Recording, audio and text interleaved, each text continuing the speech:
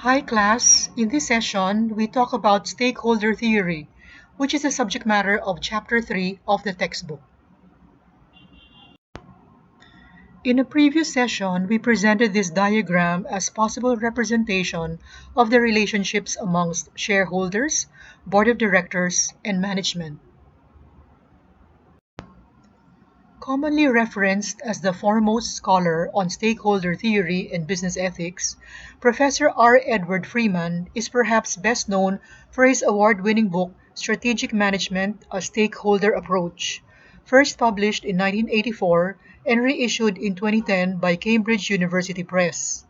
Contrary to the traditional view of a company, the shareholder view, that assumes that only the owners or shareholders of the company are important, Freeman proposed in this book the then novel idea of stakeholder theory, that good management should be based on relationships with all stakeholders, including employees, customers, suppliers, communities, others.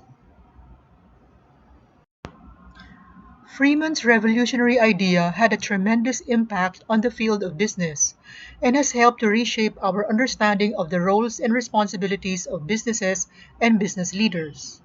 Since Freeman published his seminal book, there has been a growing emphasis on corporate social responsibility and sustainability, where businesses and business leaders are encouraged to have a positive impact on their stakeholders and the planet. As a result of Freeman's work, the idea of shared value is also now widely promoted, as he says, where economic value and social value are seen as going hand in hand. It is quite obvious that good corporate governance benefits a myriad of parties: customers, employees, suppliers, the community, apart from the insiders.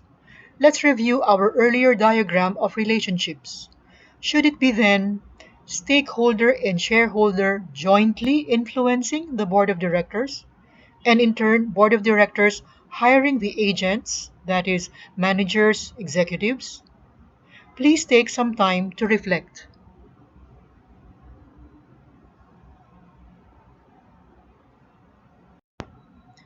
My chapter on stakeholder theory in corporate governance says that there has been an increasing interest in businesses' social responsibility.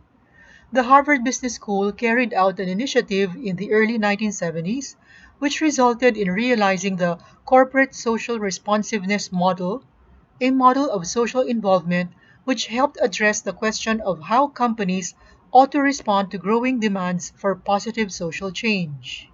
Before long, it became obvious that strategic leaders needed to consider corporate problems in light of special interest groups, foreign competitors, industry associations, activist stockholders, government, etc.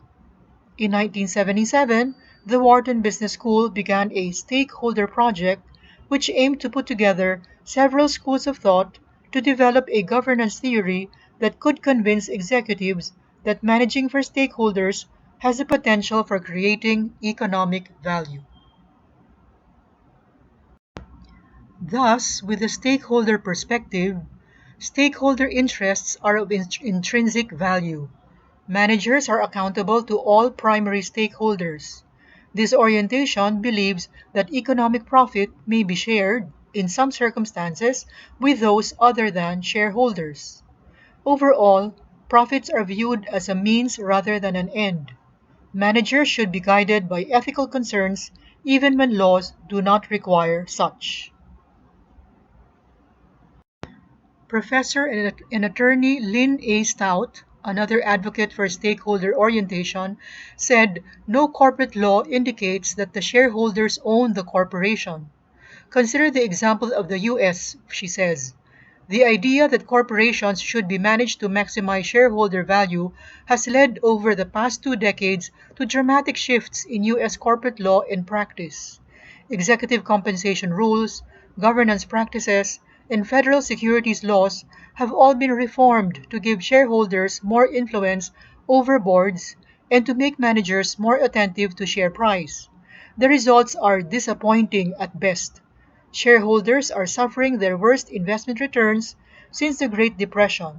The population of publicly listed companies has declined by 40%, and the life expectancy of Fortune 500 firms has plunged from 75 years in the early 20th century to only 15 years today. Her book, The Shareholder Value Myth: How Putting Shareholders First Harms Investors, Corporations, and the Public, explores the logical connections between the rise of shareholder value thinking and subsequent declines in investor returns, numbers of public companies, and corporate life expectancy. My chapter on stakeholder theory in corporate governance discusses the enlightened value maximization, which made maximization of the long run value of the firm as a criterion for making the requisite trade offs among its stakeholders. Let's face it, there are indeed trade offs. For example, complying with pollution control standards would be costly for the organization unless cheaper technologies are discovered. Indeed, costs have increased and incomes decreased in certain companies due to the imposition of certain environmental regulations. In addition, Donaldson and Preston claim that stakeholder theory, although more substantial than agency theory, has far less impact on thinking and policy on corporate governance. A way to resolve those trade offs is what is called the Enlightened Shareholder Value or ESV paradigm, which says that corporations should pursue shareholder wealth with a long run orientation that seeks sustainable growth and profits based on responsible attention to the full range of relevant stakeholder interests.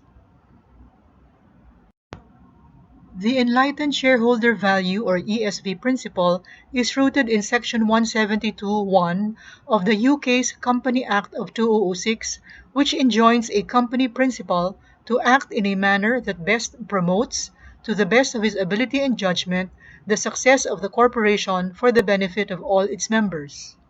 This necessitates fostering the firm's relationships with customers, suppliers, creditors, and others, having regard for the rights of the company's workers, assessing and monitoring the impact of the firm's operations on the environment and local communities, maintaining a reputation for high business standards, and acting fairly and justly towards organizational members. All this presupposes taking into account the potential effects of decisions in the long term. In other words, the enlightened shareholder value paradigm advocates that companies take a longer term view that aims at sustainable profits and growth on the basis of a keener attention to the interests of a broader set of relevant stakeholders. The solution proposed, thus, is to establish a reliable, single dimensional score to measure organizational or divisional performance. As long as such score is defined properly, specific contributions to the firm are expected to be enhanced. An interesting case of ESV as a reaction to environmental regulations shows a 40% drop in insurance claims due to corporate emissions and pollutants after the introduction of the Clean Air Act regulation. It likewise describes a study showing that the presence of a management-based regulation in a facility state was associated with about a 30% decrease in toxic air emissions over and above what otherwise would have occurred in the absence of the management-based law. The case highlights the effectiveness of management-based strategies and approaches that allow companies a certain leeway for devising ways in which to solve problems, in this case, environmental problems, including regulatory challenges. The idea is that novel operational techniques can bring about continuous learning and organizational change, which in turn rely on the redesign of organizational culture and reorganization of structures. The result is a win-win situation. The firm sees a diminution of social costs, including insurance and litigation costs. At the same time, society and the environment win through lesser pollution. We have seen how there has been an important shift in perspective from one where stockholders have primacy in the business enterprise to the view that a firm's effort to treat stakeholders well can result in the creation of greater levels of value. The idea is that the managers of a firm should give heed to the interest of all stakeholders in the firm.